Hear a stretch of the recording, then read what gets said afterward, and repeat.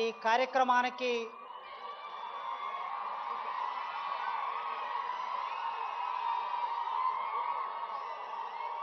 తెలంగాణ రాష్ట్ర ముఖ్యమంత్రి వర్యులు మా నల్లమల్ల ముద్దుబిడ్డ, పాలమూరు ముద్దుబిడ్డ రేవంత్ రెడ్డి గారికి ఉస్మానియా విశ్వవిద్యాలయం నిండు హృదయంతో స్వాగతం పలుకుతున్నది. వారితో పాటు మంత్రివర్గ సహచరులున్నారు, వివిధ హోదాల్లో ఉన్న పెద్ద మనుషులున్నారు, ఐఏఎస్ అధికారులున్నారు. అందరికీ పేరు పేరున స్వాగతం పలుకుతున్నాను.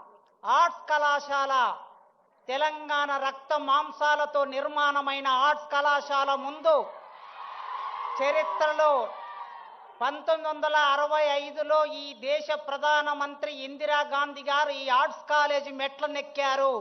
ఆ తర్వాత మొదటి ముఖ్యమంత్రి ఈ ఆర్ట్స్ కాలేజీ మెట్లెక్కారు రేవంత్ రెడ్డి గారు.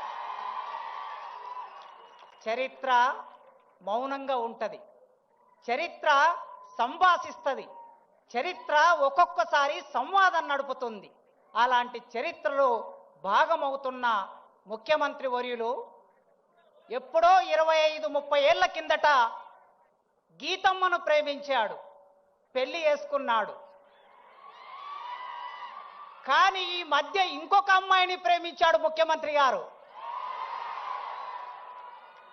విద్య అనే పేరు కలిగిన అమ్మాయిని ప్రేమిస్తున్నాడు.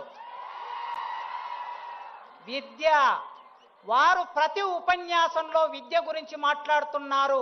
నిన్న గ్లోబల్ సమ్మిట్లో కూడా విద్య గురించి మాట్లాడారు. ఆ విద్య అనే అమ్మాయిని ప్రేమిస్తున్నారు.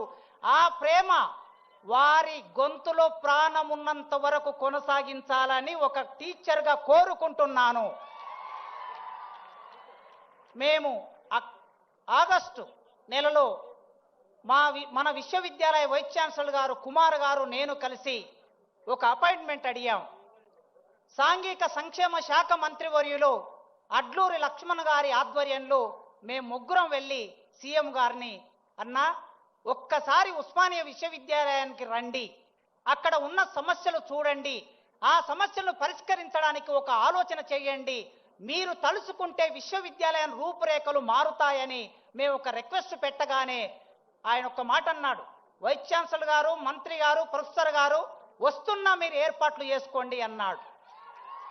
ఇచ్చిన మాట ప్రకారం మేము సభలు పెడితే మా దగ్గరికి వస్తే మేము వారికి ఓట్లు వేయించేది లేదు, మేము చందాలు ఇచ్చేది లేదు, మేము డబ్బులు ఇచ్చేది లేదు.